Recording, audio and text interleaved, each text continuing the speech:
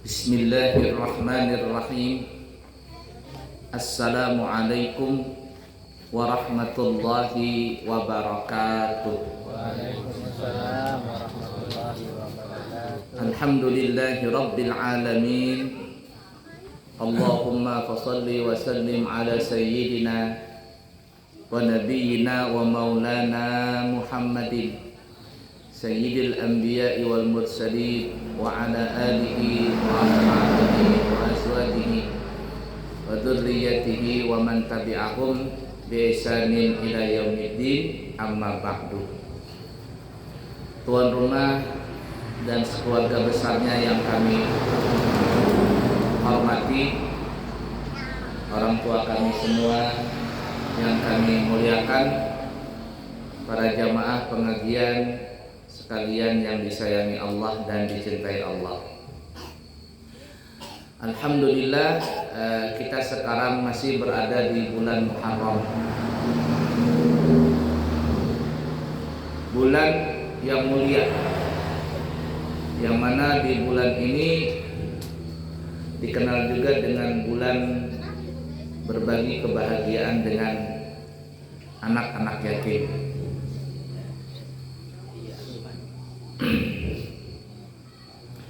Dan juga oleh karena itu kami juga di pesantren ini ada program baru ya, walaupun belum disebarkan di media sosial, tapi dari lisan ke lisan sudah kami sebarkan dalam sehari atau 2 hari ini. Apa itu program baru di pesantren? Nah, jadi setelah kami bertafakur, kami ini akan mengadakan sekolah gratis bagi 2 golongan. Jadi kalau masuk pesantren itu ada 2 golongan yang kami gratiskan. Dan ini juga memang salah satu program dari pemerintah Kutai Kartanegara, yaitu siapa para jamaah ya, tetangga, keluarga atau siapa saja dari manapun juga daerahnya. Karena ini bukan terbatas dari Kutai Kartanegara saja, tapi seluruhnya. Siapa yang mempunyai anak yatim, maka kami akan gratiskan untuk belajar di pesantren Al-Islami Nurul Anwar. Tapi ada syaratnya. Syarat yang pertama adalah anak yatim itu berumur 12 tahun ke bawah, atau kita bisa katakan dia masih tingkat SD. Jadi kelas 1 sampai kelas 6. Apabila ada anak yatim, kami gratiskan untuk sekolah, untuk belajar di pesantren kami. Syarat yang kedua, apabila ada anak yatim tadi, syarat yang kedua, mamanya tidak menikah lagi. Kalau mamanya menikah lagi, berarti yang bertanggung jawab untuk menyantuni anak yatim itu adalah bapak tirinya. Masa cuma nikahin mamanya, enggak mau sama anaknya. Ya, karena kalau orang menikahi janda mati suaminya, juga harus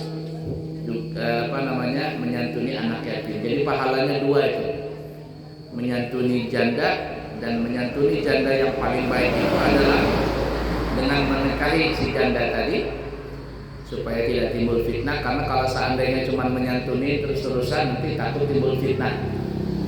Nah, sebaik-baik menyantuni janda tadi adalah dengan menikahi si janda tadi, janda yang mati suaminya, bukan janda bercerai. Nah, kemudian yang paling baik menyantuni anak yatim itu adalah apabila dia masih punya ibu, maka dengan menikahi ibunya. Nah, dan anak yatim itu definisinya adalah anak kecil yang meninggal bapaknya. Kalau meninggal ibu itu piatu istilah kita. Jadi seperti itu tuh. dan masih kecil. Arti kecil itu belum balik. Kalau anak itu sudah balik, maka tidak disebut yatim lagi. Kalau begitu, kalau sudah balik masih disebut yatim, bah kita ini bukan yatim lagi, sudah yatim piatu. Nah, jadi seperti itu ya.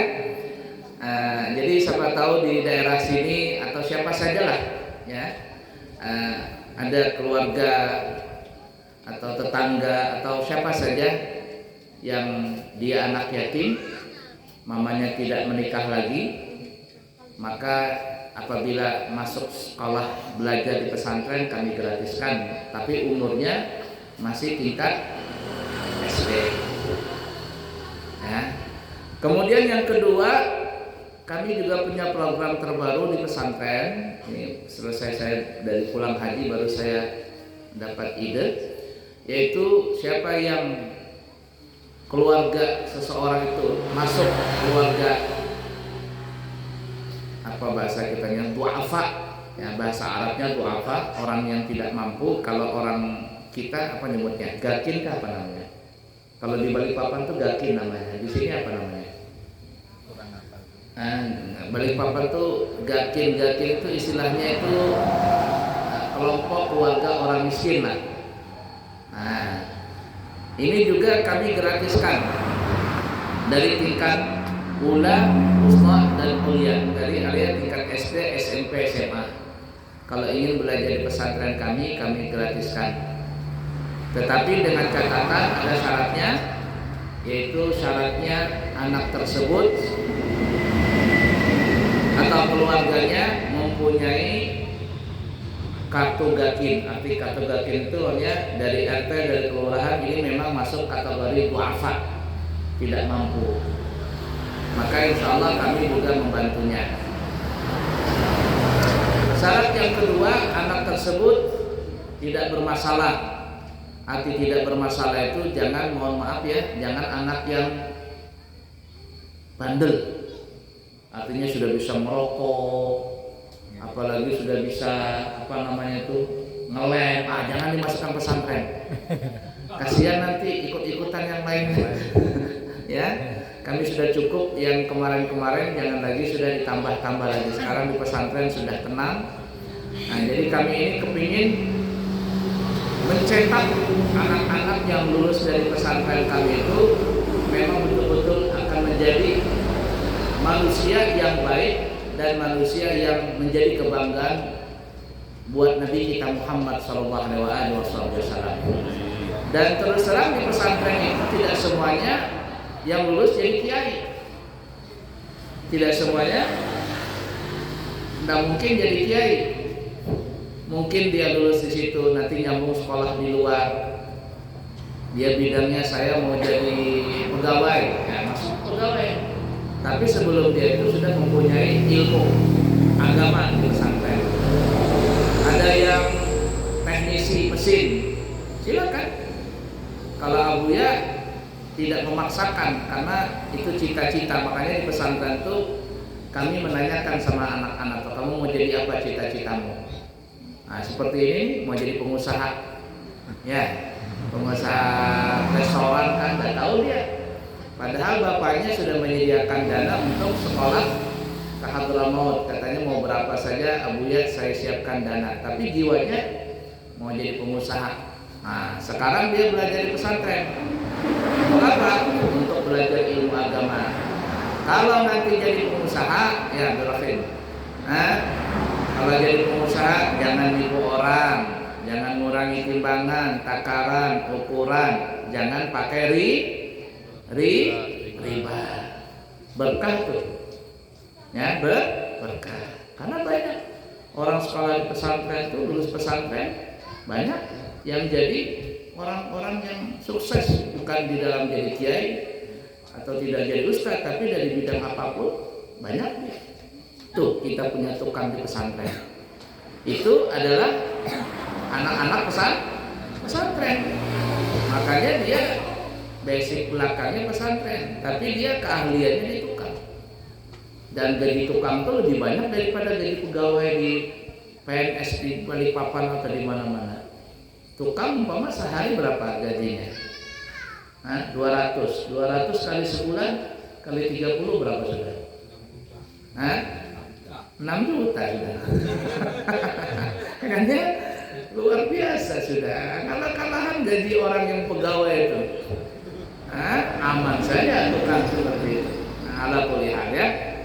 Apalagi tukang di pesantren kami itu Pak. Tukang di pesantren itu kami Abuya insya Allah akan memberangkatkan umrah gantian. Nah jadi insya Allah nanti di bulan September nanti bulan Maulid yang kami berangkatkan umrah itu Ustadz Nazir dulu, Ustadznya Ikram kah? Nah jadi nanti berangkat umrah dulu sama Abuya, nanti gantian. Abuya suruh Ustadz Daud belum bisa karena anaknya baru kecil. Ustadz Najemu juga belum bisa karena istrinya lagi hamil, budak. Nah gilirannya Ustadz Nazir. Nah nanti kedepannya mungkin 2 bulan berikutnya Abuya bawa lagi tukang satu-satu. Nah itu tuh min haitsu la yahtasib, rezeki tanpa diduga-duga. Nah itu ya berkat anak soleh kata orang zaman sekarang. Nah jadi program ini siapa tahu Bapak Ibu tetangga dan sekitarnya ya atau dimanapun saja daerah manapun apabila 2 kategori ini ada anak yatim syaratnya saja adalah masih tingkat SD atau ULA dan yang kedua syaratnya mamanya tidak menikah lagi baik nikah resmi atau nikah siri maka anak ini kami akan gratiskan sekolah.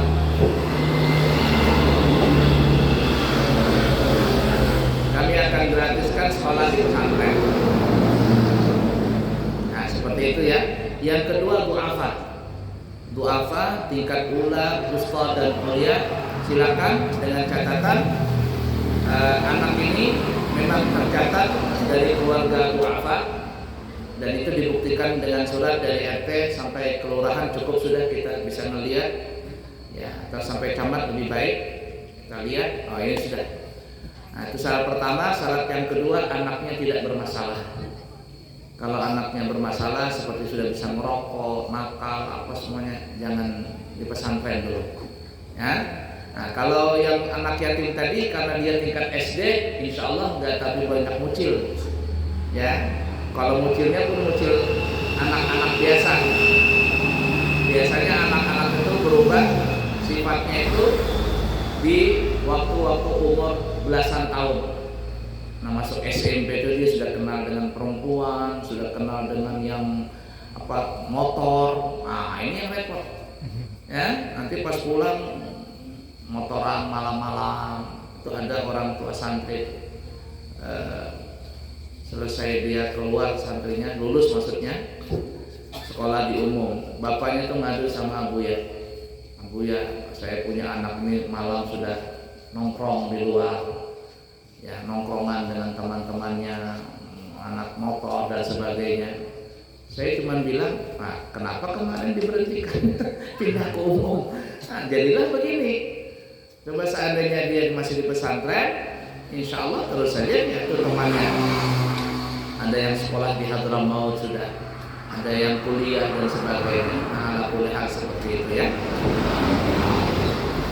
Nah jadi berita ini Bapak Ibu silakan disebarkan ke manapun juga ya. Kami siap menerimanya, menampungnya.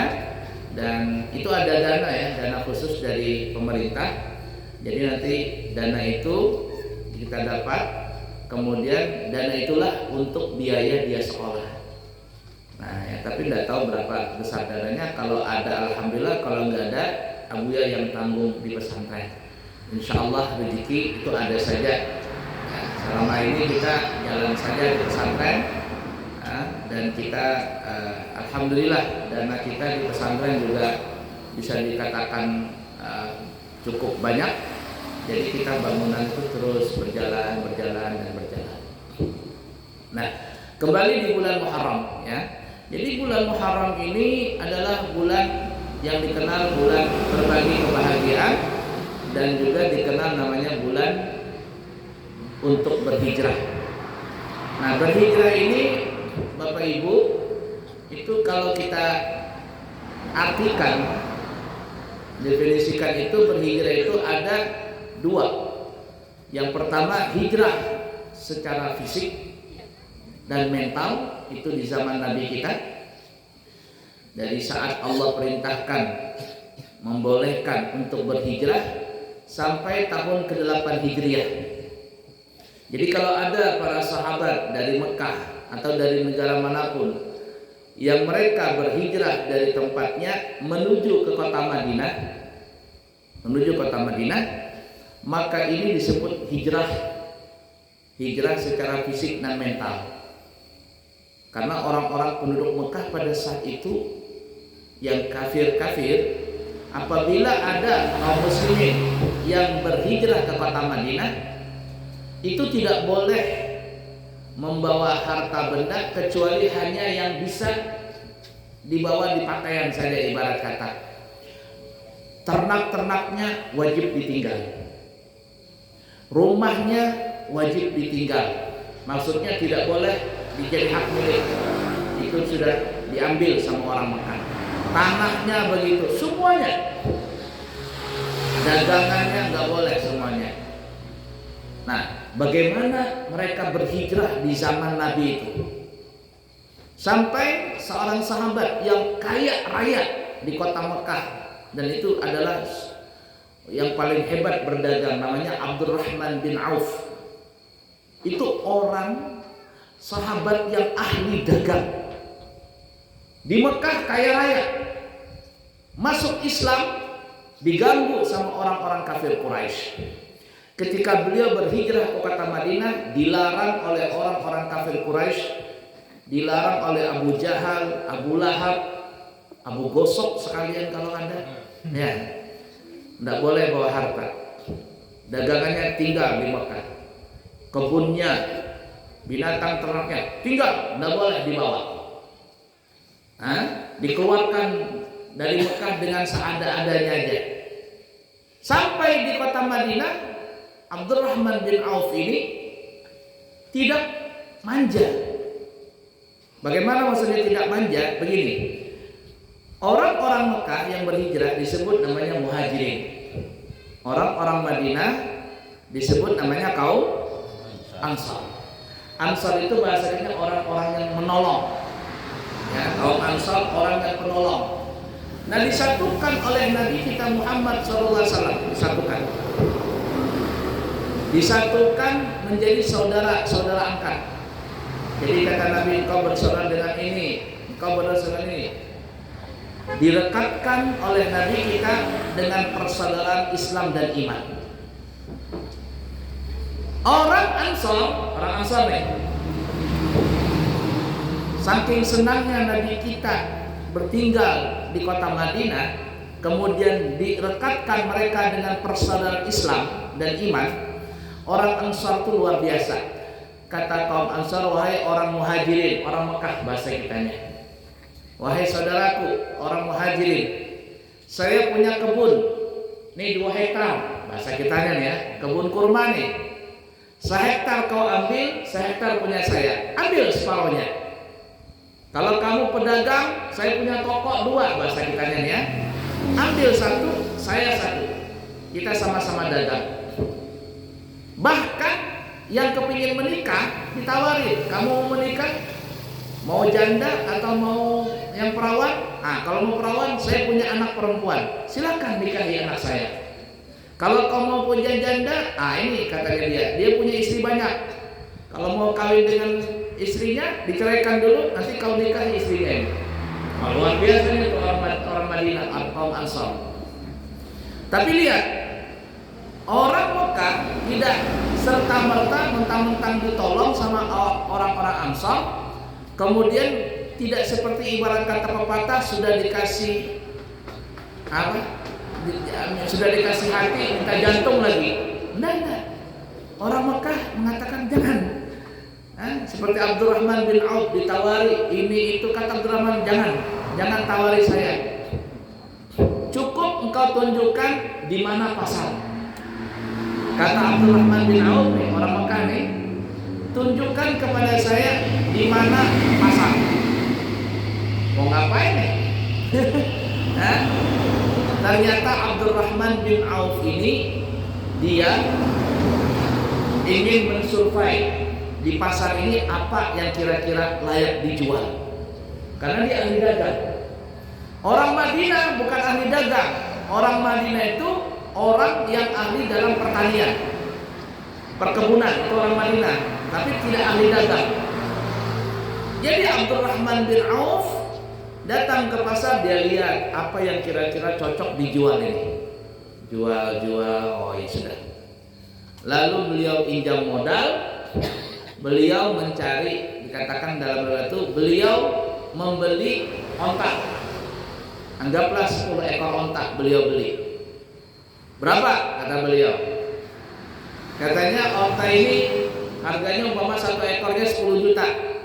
Kalau 10 juta, 1 ekor kali 10 sama dengan 100 juta. Oh iya 100 juta kata Abdurrahman bin Auf. Oke, dibayarin, temu. Setelah dibayar, dibawa onta ini ke pasar. Kata Abdurrahman, saya beli 100 juta, tapi saya kepingin semua pelana. Tahu pelana?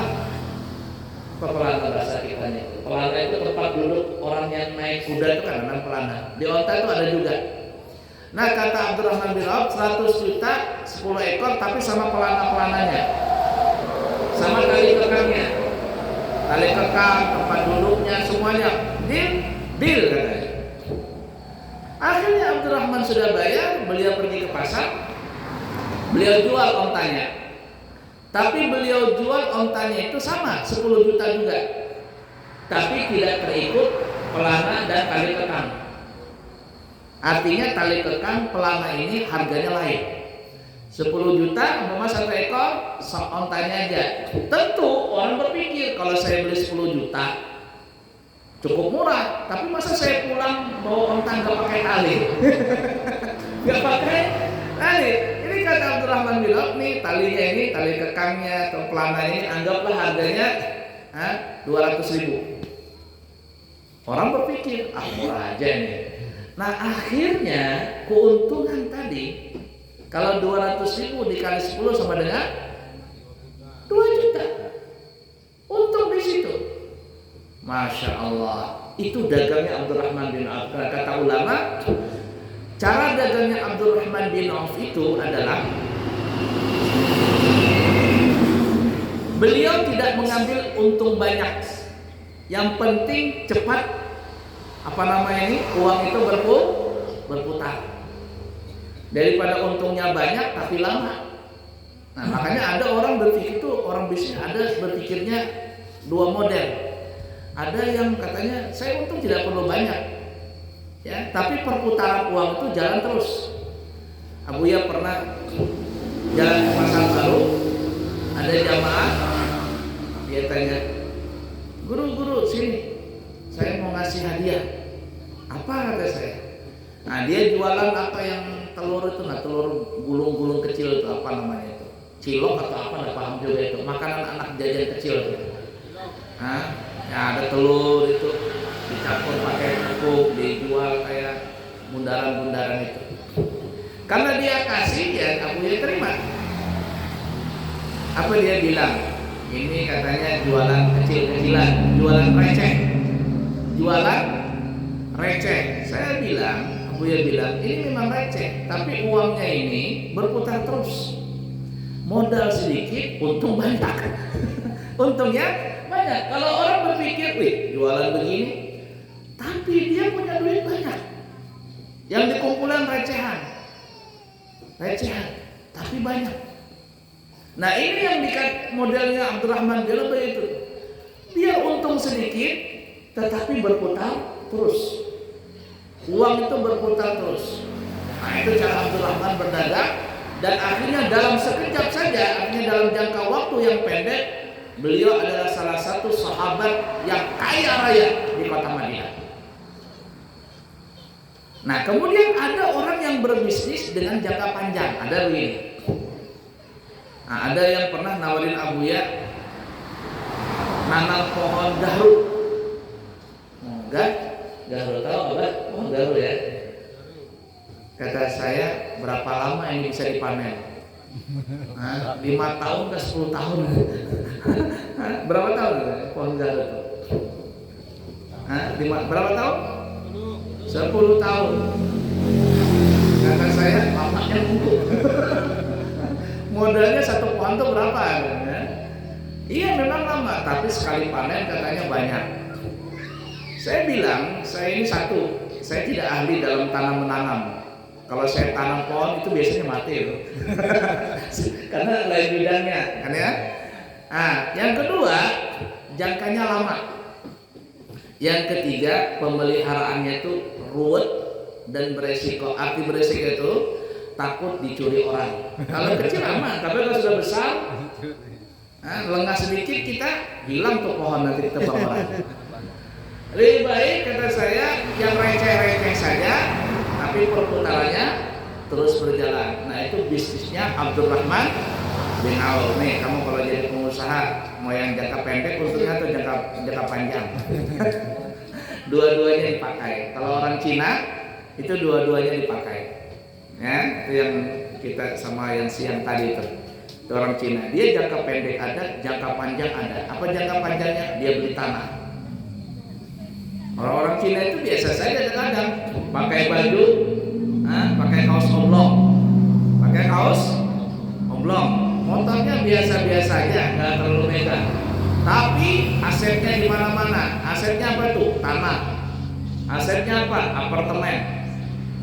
Mungkin dalam jangka waktu setahun 2 tahun ada harganya, tapi 5 tahun, 10 tahun harganya sudah berkali-kali lipat. Sambil dia usaha untung jangka pendek dan usaha untung jangka panjang. Itu dalam bisnis ngatil terakhir kalau mau jadi pengusaha nanti. Nah itu yang kita ceritakan tadi, orang-orang Mekah berhijrah. Yang ini yang hijrah yang dikatakan hijrah secara fisik dan mental. Yang mereka tinggalkan semua harta bendanya, mentalnya yang begitu kuat. Tapi kata ulama, pada saat Fathul Mekah, kota Mekah dimerdekakan oleh Rasul. Kan Rasul diusir dari kota Mekah, dikeluarkan dari Mekah, tinggal di Madinah. Padahal kalau bahasa kitanya, kata Nabi ya, kalau aku disuruh pilih, aku tetap milih di Mekah. Karena itu tempat kelahiran Nabi. Ibarat kata pepatah, hujan emas di negeri orang, hujan batu di negeri sendiri, tetap memilih negeri sendiri. Artinya tanah air, tanah kelahiran Nabi. Tapi karena memang perintah Allah, maka Nabi disuruh berhijrah ke kota Madinah.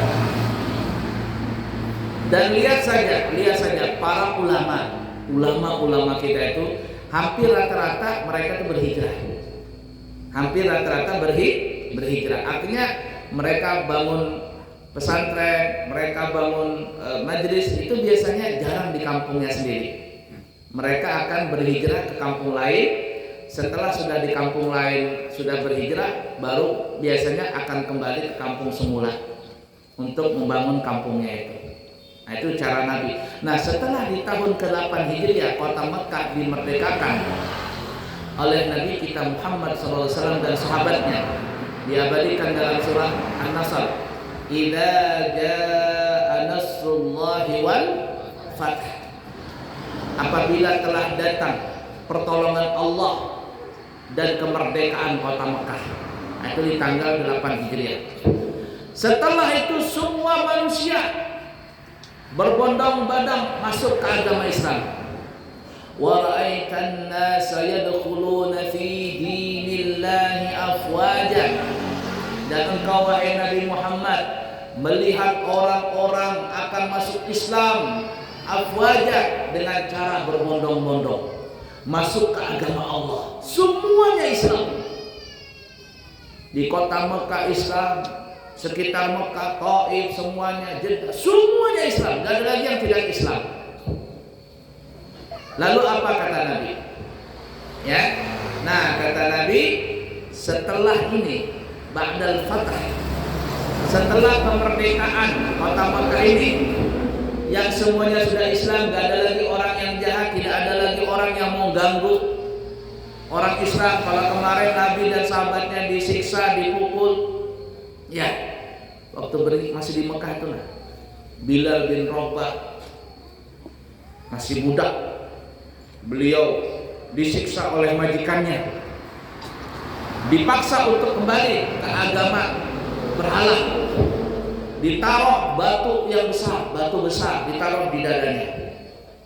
Bilal mengatakan ahad, ahadul ahad, ahad, ahad artinya Allah esa, Allah esa. Disiksa, kembali Bilal ke agamamu. Bilal dan ahad, ahad, Allah maha esa.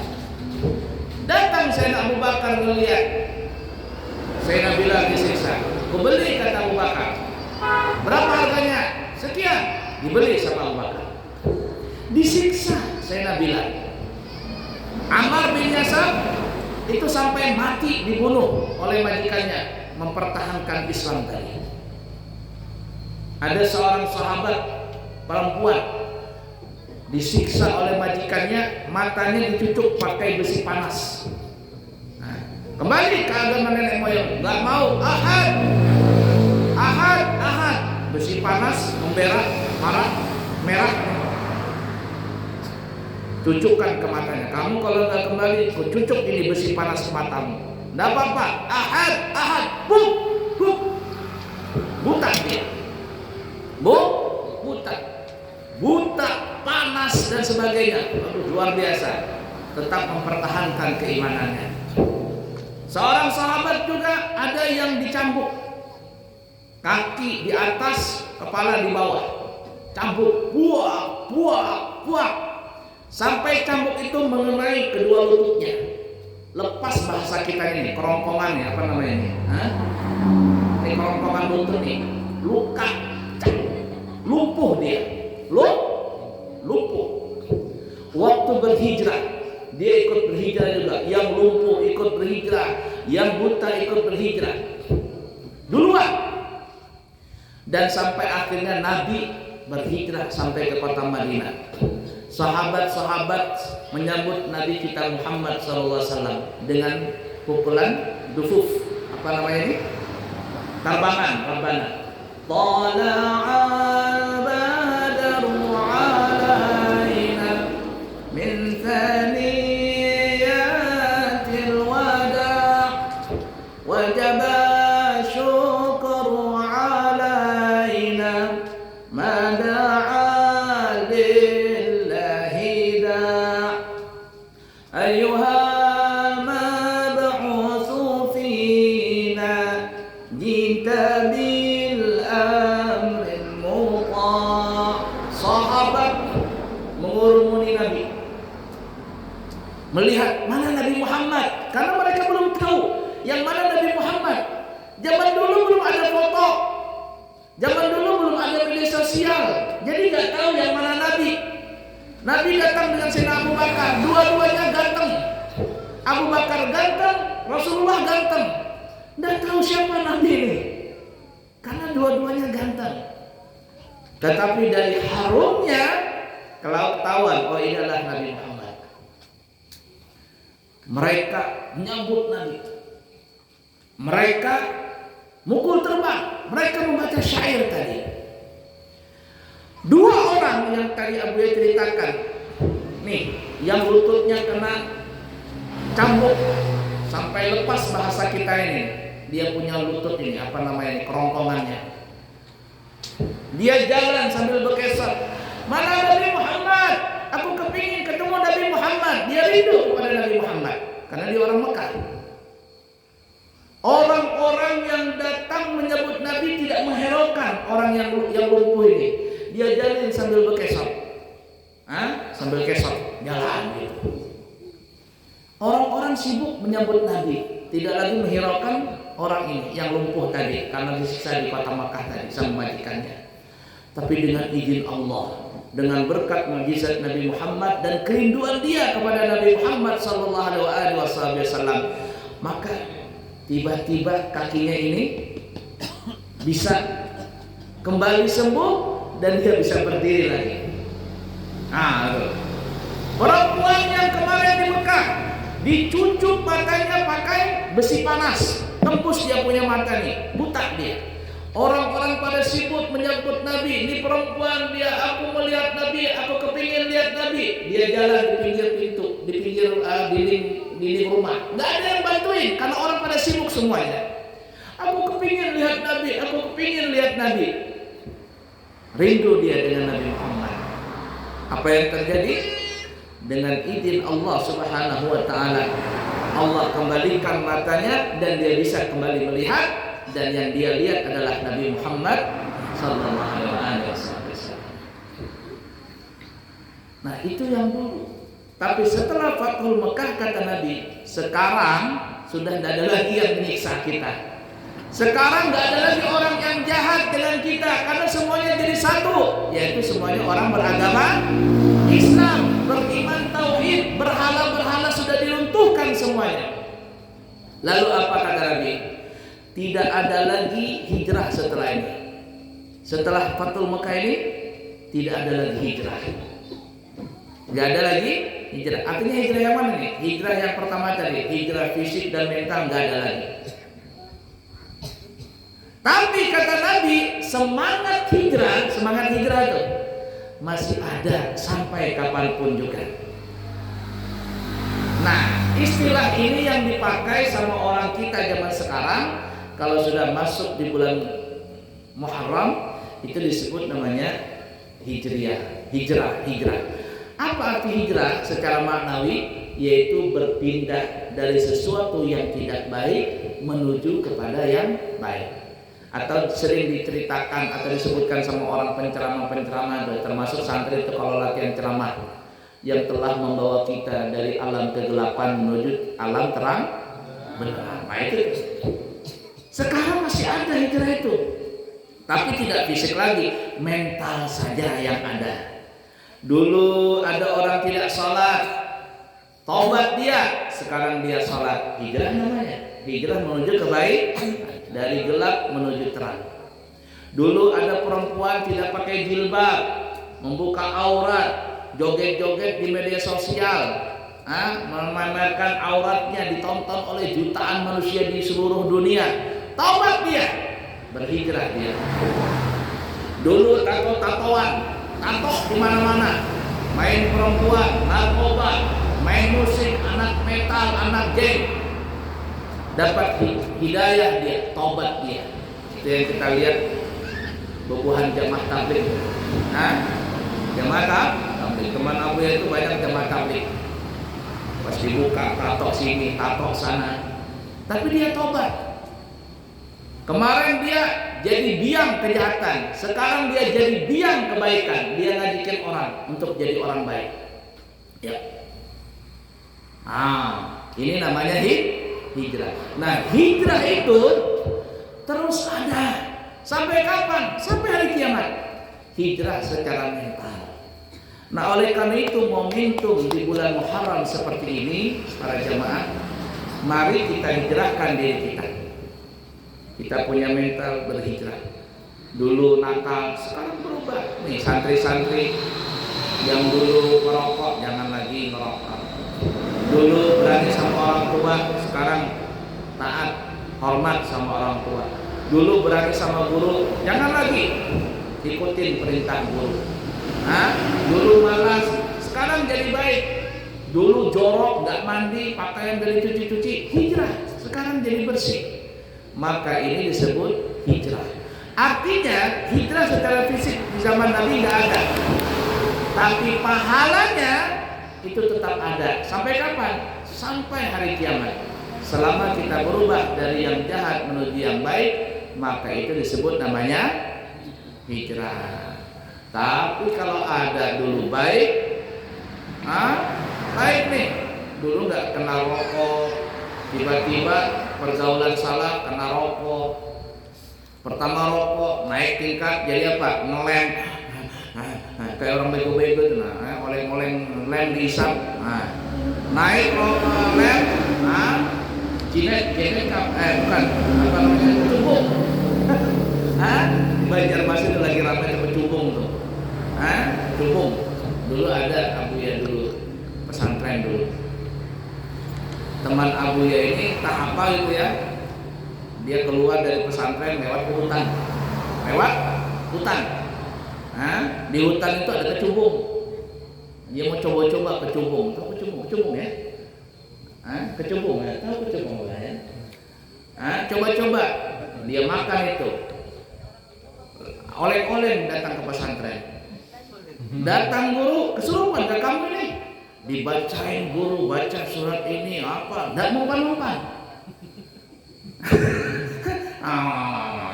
Kayak lo kesurupan gimana? Ngomong sendiri, nggak tidur. Kesurupan gak kamu nih? Karena pesantren itu hutan dulu.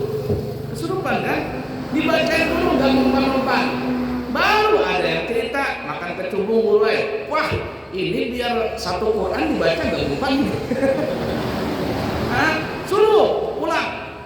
Ini melanggar peraturan, pulang disuruh ke orang tuanya. Nah, coba lihat. Dari yang kecil, dari rokok, nanti rokok naik melek kecubung, nanti jenet dibanjir jenet, nanti naik ekstasi dan seterusnya. Ngeri. Ini hijrah juga, hijrah dari terang menuju ke gelap. Maka hijrahnya siapa ini? Bukan hijrahnya Nabi Muhammad SAW. Nah, oleh karena itu, para jamaah, momentum bulan Muharram yang kita masih berada di bulan Muharram ini, mari hijrahkan diri kita dan hijrahkan keluarga kita agar menuju lebih baik di pandangan Allah Ta'ala dan pandangan Nabi Muhammad Sallallahu Alaihi Wasallam. Karena tujuan hidup kita itu tidak lain untuk Allah dan Rasulnya. Untuk Allah dan Rasulnya. Kalau kita pegang untuk Allah dan Rasulnya, semua beres urusan. Semuanya Allah akan berikan keberkahan, dan keberkahan itu bukan banyak, tapi adalah kualitas, bukan kuantitas, tapi kualitasnya. Ada orang kaya tapi nggak ada berkah, hidupnya berantakan, di rumah suami istri berkelahi terus, kemudian anak juga nggak karuan. Kenapa? Karena nggak ada berkahnya. Tapi ada orang rumah kecil saja, tapi tenang hidupnya, baca Quran di rumah itu, ada sholat sunnah dan sebagainya. Ini yang kata Nabi, baiti jannati, rumahku adalah surgaku. Rumah Nabi nggak besar, kecil rumah Nabi. Tapi kenapa Nabi bisa mengatakan baiti jannati, rumahku adalah surgaku? Karena di dalamnya adalah diisi dengan nur Islam dan keimanan kepada Allah. Mari di bulan Muharram ini kita tingkatkan iman dan Islam kita, dan insya Allah kita akan selalu berhijrah menuju jalan yang diridhai oleh Allah Subhanahu wa Ta'ala, sampai kita nanti bertemu dengan Nabi Muhammad Sallallahu Alaihi Wasallam dan bertemu dengan Allah Subhanahu wa Ta'ala yang Allah ridha kepada kita dan kita ridha kepadanya. Amin, Allahumma amin ya rabbal alamin. Baik Bapak Ibu, siapa tahu ada pertanyaan, silakan Ibu-ibu kalau ada yang ditanyakan. Ini Abu ya, Nggih. mau tanya, seandainya imam membaca Al-Fatihah salah, apakah itu batal Abu ya, yang makmumnya semua itu? Baik. Nah, misalnya dia huruf H dibaca H gitu, nah, gitu. nah itu ada Ya, alhamdulillahi rabbil alamin. ya, bukan halikus lah Abu ya. Dulu Abuya pernah kan diundang ceramah, pembawa acaranya ini bilang, mari kita dengarkan ceramah dari Pak Ustadz Abdul Mukid, Al-Fatihah. Al-Fatihah. Jangan lupa begini ya. Begini ya. Orang yang sholat itu wajib bacaannya benar, karena dalam sholat itu ada rukun bacaan. Rukun bacaan itu ada 5. Takbiratul ihram, membaca suratul Fatihah, membaca tasyahud akhir, membaca shalawat kepada Nabi Muhammad SAW di tasyahud akhir, dan yang kelima salam pertama. Mau jadi imam, mau jadi makmum, mau berjamaah, sholat sendiri, mau laki, mau perempuan, sholat qadha, sholat tunai, maka 5 bacaan ini wajib dibaca dengan secara benar. Kalau tidak benar, maka diwajibkan untuk belajar. Makanya Bapak Ibu kalau kita pergi ke Mekah, pergi ke Madinah, lebih enak di Madinah. Itu kalau habis asar dan habis maghrib banyak haladah Quran. Banyak haladah Quran di tiap-tiap Masjid Nabawi itu banyak orang belajar Al-Quran. Yang ngajar orang Arab. Nanti dia panggil Indonesia, sini. Indonesia. Kadang dia bisa bahasa Indonesia. Duduk sini. Belajar Fatihah. Yang diajarkan Fatihah saja.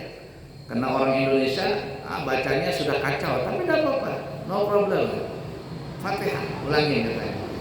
Belajar baca Fatihah. Karena kenapa? Karena itu hukumnya wajib dalam bacaan sholat. Nah sekarang kalau ada orang tidak bisa lagi merubah bacaannya, kalau Abuya bilang itu namanya bahasanya sudah lisan daerah, susah dirubah. Seperti orang, mohon maaf ya, ada orang yang bacanya amin ya, bismillahirrahmanirrahim, alhamdulillahirabbil alamin, arrahmanirrahim, maliki yaumiddin, middin dia bilang. Ya keram. Amin. Pak Ustaz. Pak Ustaz. Amin. Ini lidah daerah, susah dirubah. Ya. Atau apa lagi? Lidahnya itu nggak bisa lagi. Waktu pembagian huruf R dia nggak datang. Ar-Rahmanir-Rahim. Allahu Akbar. Bismillahirrahmanirrahim. Alhamdulillahirabbil alamin. Ar-Rahmanir-Rahim. Nah ini lidah yang sudah kaku dan sebagainya. Bagaimana hukumnya kalau dia salat? Kalau dia salat sendiri atau dia jadi makmum, maka salatnya sah. Kalau dia jadi makmum atau dia salat sendiri, maka salatnya sah. Atau dia jadi imam, makmumnya di belakang sama-sama juga. Imamnya Ar-Rahmanir-Rahim, makmum juga Ar-Rahmanir-Rahim. Makmumnya nanti kita sampai ke situ ya. Imamnya Ar-Rahmanir-Rahim, makmumnya Ar-Rahmanir-Rahim juga. Apa ini? Selevel. Satu level, maka imamnya sah, makmumnya sah. Aman sudah. Ya, tapi dengarkan ini. Tapi kalau seandainya makmumnya lebih fasih dari imam, ini dia maksain jadi imam, aku jadi imam ya. Allahu Akbar. Bismillahirrahmanirrahim. Alhamdulillahirabbil alamin. Bagi dia yang jadi imam, dia sah.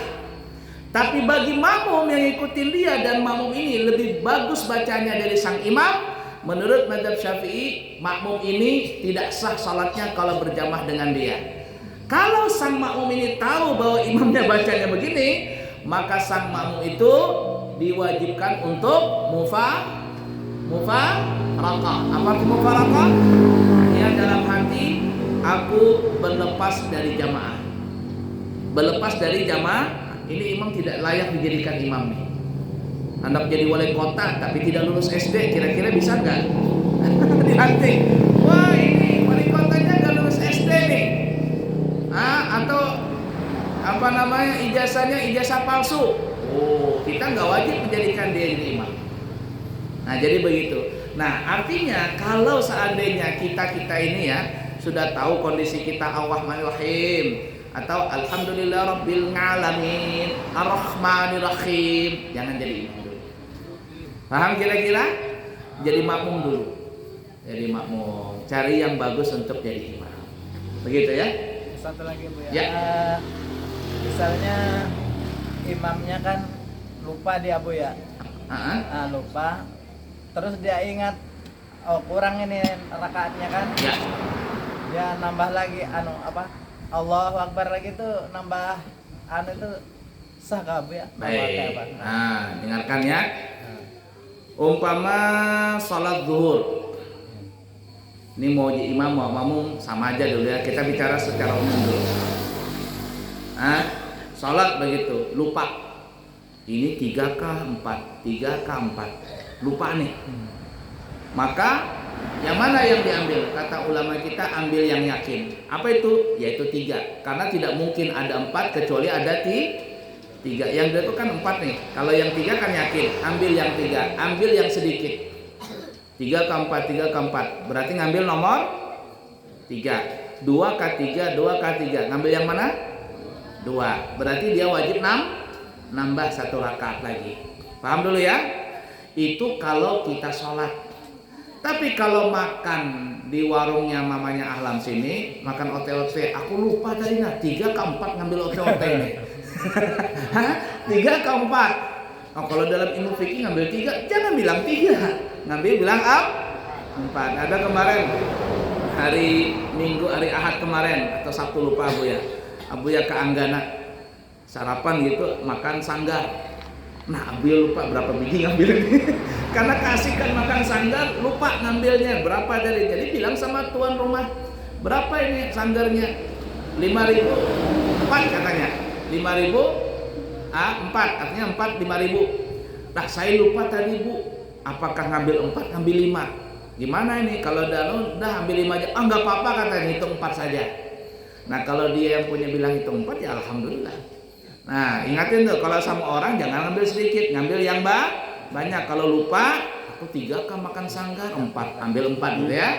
Nah, jadi kita kembali ke salat. Kalau kita ragu-ragu 3 ke 4, 3 ke 4, ngambil yang mana? 3. 2 ke 3, 2 ke 3, ngambil yang mana? 2. 1 ke 2, 1 ke 2, ngambil yang mana? Sudah salat atau belum? Sudah salat atau belum? Ngambil yang mana? Belum salat. Itu ambilnya. Nah, kita kembali tadi. Kalau kita ragu-ragu 1 ke 2, 1 ke 2, berarti kita ngambil yang sedikit. Berapa tadi? 1. Kita bangkit, Allahu Akbar. Kalau keraguan ini terus berlangsung, kita betul-betul lupa 1 ke 2, berarti kita ngambil 1, kita nambah rakaat yang tambahan ini. Rakaat kedua, kalau keraguan ini terus berlangsung, maka dianjurkan kita setelah tasyahud akhir sebelum salam dianjurkan kita sujud sahwi. Paham dulu ya? Nah, masalah kedua. Kalau seandainya kita ragu-ragu 1 ke 2, 1 ke 2, 1 ke 2, kata Abu yang ngambil 2, ngambil 1. Nambah kita 1 rakaat. Berarti rakaat kedua. Nah, maksudnya pada saat kita berdiri baru kita yakin, oh ini memang rakaat kedua. Ini memang rakaat kedua. Artinya keraguan kita tadi hilang dan kita yakin yang tambahan ini bukan tambahan tapi memang rakaat kedua. Apakah nanti kita sujud sahwi? Sujud sahwi atau tidak? Tidak. Tidak. Paham ya? 2. Yang ketiga, 1 ke 2, 1 ke 2. Tadi malam belajar sama Buya ngambil 1. Ngambil 1, berarti kita nambah 1 rakaat. Naik rakaat tambahan ini, tiba-tiba kita yakin, oh ini bukan rakaat kedua, ini rakaat ketiga. Ini rakaat ketiga ini, bukan rakaat kedua. Apa yang kita lakukan? Terusin atau gimana? Jangan diterusin. Kenapa? Karena kita sudah yakin ini bukan rakaat ketiga, tapi rakaat kedua. Ini kalau kita tambah rakaat ketiga, apa yang kita lakukan? Kita wajib duduk tasyahud akhir. Dan sebelum salam kita dianjurkan untuk sujud sahwi. Paham gak dulu masalah ini? Paham kira-kira pertanyaan apa? Ada 3 masalah ini. Ini yang mau jadi imam kah makmum sama dulu permasalahannya. Udah ya? Nah, sekarang jadi imam. Jadi imam. Ikram jadi imam. Salat zuhur umpama. Ikram salat zuhur. Makmumnya Abdul Rahim umpama. 3 ke 4, 3 ke 4, kata si Ikram. Ikram ragu-ragu. 3 ke 4, 3 ke 4. Ngambil yang mana, Ikram? Ngambil 3, naik rakaat ketiga. Kata si Abdul Rahim, ini bukan rakaat ketiga ini. Ini bukan rakaat keempat, tapi rakaat kelima, bertambah ini. Si Ikram dia yakin rakaat keempat karena ragu-ragu naik keempat. Padahal kata si Abdul Rahim ini rakaat kelima. Abdul Rahim negur. Subhanallah, kata Abdul Rahim. Ikram gimana ini? Jangan dulu turun. Jangan dulu turun. Kenapa? Bisa jadi si Abdurrahim ini yang salah. Karena dulu ada pernah kejadian. Kata makmumnya, subhanallah, subhanallah. Ternyata yang negur yang salah. Dan pernah terjadi. Kata makmum, apa yang salah? Kata imam, apa yang salah aku nih? Ternyata makmumnya yang salah. Nah jadi si imam ini jangan langsung duduk. Kalau Abdurrahim negur sekali, subhanallah, sudah. Diamkan aja berdiri, jangan-jangan si Rahim yang salah, yang ragu-ragu. Ternyata si Reski lagi bilang, subhanallah. Dua orang. Kalau sudah ada dua orang, berarti aku yang salah ini. Apa yang dilakukan oleh si Ikram? Kata Ikram dalam hati, ini berarti bukan rakaat keempat, berarti rakaat kelima. Dia wajib turun, duduk tasyahud akhir, dan sebelum salam dianjurkan untuk sujud sahwi. Mudah dipaham kira-kira? Tapi kalau ngotot-ngototan, Abdurrahim katanya ini rakaat kelima, kata si Ikram, enggak, rakaat keempat. Dalam hati aja bang, jangan bicara, kalau bicara batal ya. Dalam hati, biarin aja. Ikram kata, ini aku yakin rakaat keempat. Kata si Abdurrahim, itu rakaat kelima. Ditegur subhanallah, enggak turun-turun juga si Ikram. Ditegur sama Rizki juga, subhanallah, kamu ini salah-salahin aku benar, kata si Ikram. Apa yang dilakukan Ikram? Silakan, kalau dia yakin terusin sholatnya. Sedangkan berdua ini apa yang dilakukan? Karena dia yakin si Ikram di rakaat kelima, jangan ikutan naikkan kelima. Tetapi apa yang dilakukan? Yang dilakukan kedua orang ini disuruh untuk memilih. Satu, memilih mufarakah, dan itu yang paling afdal. Aku berlepas dari jamaah. Tasyahud akhir, salam duluan. Atau yang kedua, nunggu si Abdurrahim dan si Araski ini di tasyahud akhir. Nunggu di tasyahud akhir, nanti setelah sampai terakhir imam salam, maka Abdurrahim dan si Araski ikut juga salam. Dua-duanya benar. Kenapa? Karena si Ikram meyakini itu rakaat yang benar, yang mereka ini juga meyakini benar. Nah sudah. Setelah itu ya sudah, kita sama-sama meyakini, jangan saling ribut-ributan, selesai urusan. Tapi kalau ragu-ragu, ya ini 3 ke 4, naik ke 4, pada rakaat kelima ditegur dan dia yakin ini salah, maka si Ikram wajib turun tasyahud akhir. Jangan diterusin, kalau sudah yakin, biar aja terusin, batal salatnya. Turunnya itu tidak usah nyebut Allahu Akbar lagi. Tidak usah, turun saja. Turun saja. Kalau nambah kan nambahan takbir apa? Ya. Jadi tinggal turun saja tasyahud akhir, kemudian sujud sahwi, kemudian salam. Ini permasalahan di dalam ragu-ragu di rakaat. Nah, beda lagi kalau ragu-ragu di tasyahud. Tasyahud awal. Contoh, si Ikram salat jadi imam, salat zuhur. Rakaat kedua si Ikram lupa tasyahud awal. Berdiri dia naik rakaat ketiga. Yang salah yang mana ini? Tasyahudnya kan ya, bukan rakaatnya. Lalu ditegur sama Abdurrahim. Subhanallah, kata Abdurrahim. Ikram turun apa enggak? Enggak boleh turun. Kenapa? Karena sudah melewati batas ruku. Wajib berdiri, terusin saja salatnya. Apa yang dilakukan sama Abdurrahim? Maka Abdurrahim juga wajib berdiri, tinggalkan tasyahud awal, ikutin imam. Terus nanti setelah tasyahud akhir, si imam dianjurkan sujud sahwi dan makmum wajib mengikuti imam untuk sujud sahwi. Mudah dipaham kira-kira? Berbeda kasusnya, berbeda juga penanganannya. Bisa dipaham? Monggo, ada lagi pertanyaan? Cukup.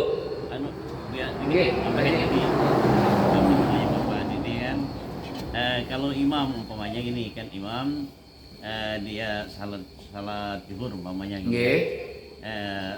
Rakaat dia baru rakaat 3 langsung untuk terakhir. Ya. Dia apa namanya? Terakhir Allahu Akbar. Ya. Terakhir dia. Ditegur oleh makmum subhanallah. Ya. Berdiri lagi dia ngomong Allahu Akbar lagi. Ya. Yang mana? Enggak apa-apa.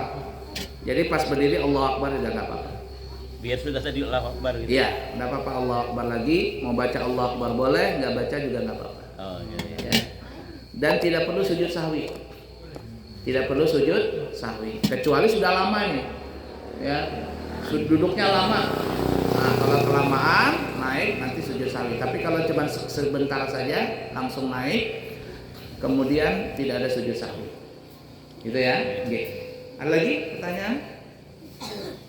Cukup jelas? Baik, kalau tidak ada kiranya cukup dulu ya.